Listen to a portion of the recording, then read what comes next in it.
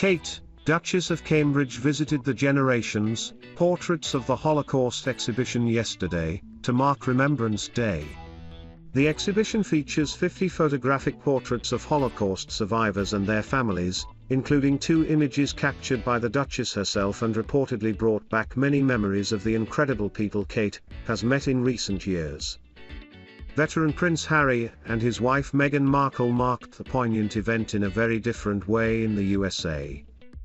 They attended the Intrepid Museum TMS Salute to Freedom Gala, where Prince Harry presented Intrepid Valor Awards to 5 service members, veterans and military families living with invisible wounds of war. Duke and Duchess of Sussex will miss Remembrance Day in the UK, instead paying their respects at a Veterans' Day ceremony in New York. Harry and Meghan attended the 2021 Salute to Freedom Gala at the Intrepid Museum in the Big Apple last night. Harry wore his military medals and the Cross of the Knight Commander of Royal Victorian Order, while Meghan wore a red gown, and both adorned their outfits with a poppy. The Duke presented Intrepid Valor Awards to 5 military personnel living with the invisible wounds of war. Harry served in the military for a decade, including 2 tours of Afghanistan, and spoke of the impact his experiences have had on the man he is today. He said, "I served 10 years in the military, including 2 tours of duty in Afghanistan, one as an FAC, forward air controller, on the ground and in the dust with some of you, another as an Apache helicopter pilot in the air supporting and talking with you. Nothing was more valuable than the time I got to spend with my soldiers in a shell scrape, eating an MRE meal, ready to eat, in the back of a tank, thanks for the swaps, flying a mission overhead knowing those below were safer, or making each other laugh when it was needed most. My experience in the military made me who I am today, and I will always be grateful for the people who I got to serve with wherever in the world we were." The Sussexes paid their respects last year by laying a wreath and flowers at an obelisk to commemorate 2 fallen Commonwealth soldiers. Meghan wore a black wool coat, and Harry a blue suit with his army medals. They released a series of photographs afterwards. Pod Save the Queen is hosted by Agrippa, and she is joined by the Mirror TMS royal editor Russell Myers. Ms. Gripper read out listener comments which branded the photographs staged and cringeworthy. Others, however, defended the Sussexes, saying it was appropriate and respectful given that Harry is a veteran himself. Mr. Myers said the sheer number of photographs had left him shocked and suggested that they could have just taken a picture of their backs, and another of the wreath they laid. If you TMD just had their backs and another picture of the wreath they TMD laid, I think that would have been appropriate. It TMS just, I think, the criticism labeled at them, saying that once again had been made about themselves is a case to answer, unfortunately. Because I was just shocked at the number of photographs that were then put out to the world TMS media. Former Good Morning Britain host Piers Morgan labelled the images a distasteful PR stunt at the time.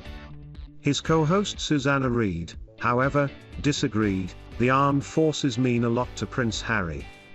He served 10 years. He was blocked, allegedly, from having a wreath in his name placed at the cenotaph. Why wouldn't he want to show his respect when he has such a strong connection to the military? She added, if you don't TMT do it with a photographer, people don't TMT know that you TMV done it.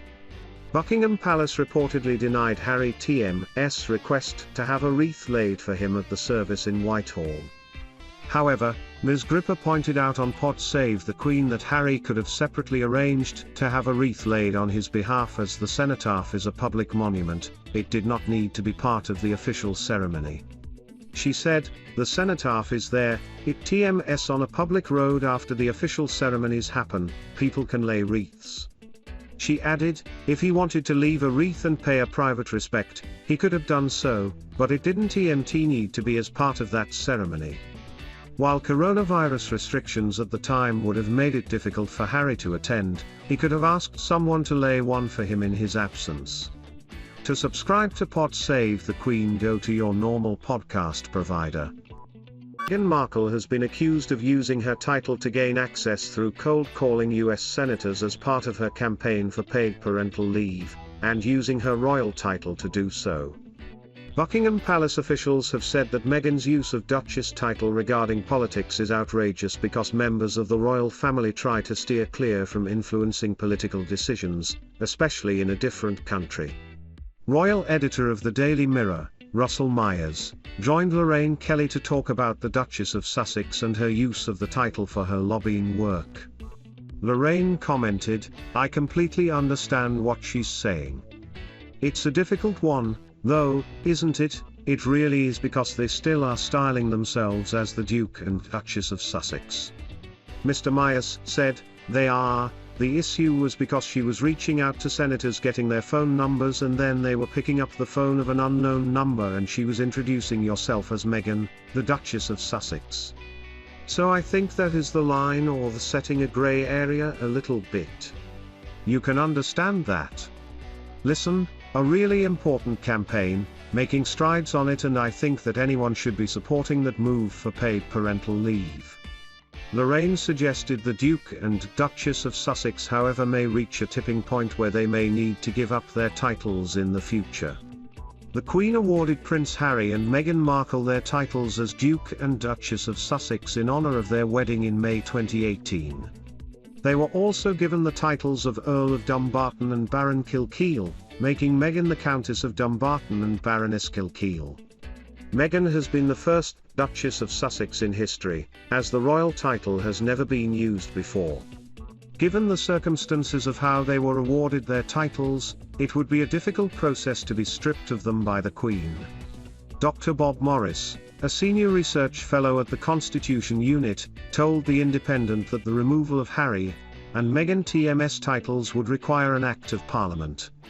Queen's awkward apology after foreign dignitary left stunned by breaking wind.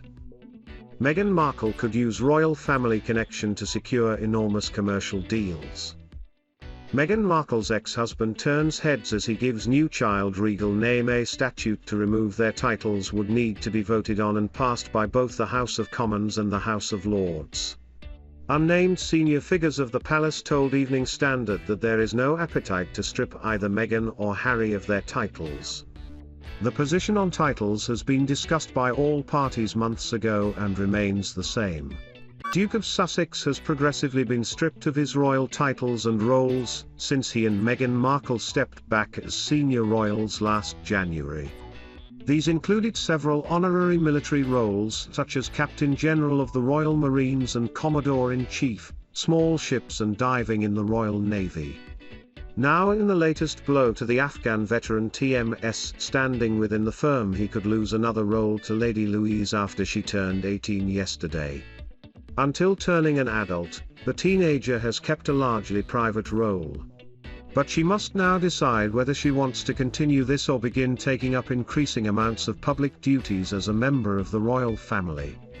Lady Louise, who has been dubbed the Royal Family TMS secret weapon after charming viewers during a documentary on Prince Philip TMS life, has yet to publicly announce her decision. But should she decide to follow in the footsteps of her grandmother the Queen, she would likely be offered the role of Counselor of State. This is understood to be one of the last remaining duties that Harry, 37, will be stripped of. Therefore, Lady Louise could be only days away from replacing her older cousin in the role. This would allow her to stand in for the Queen should the monarch not be able to attend a public engagement. The daughter of Prince Edward and Sophie is 16th in line to the throne.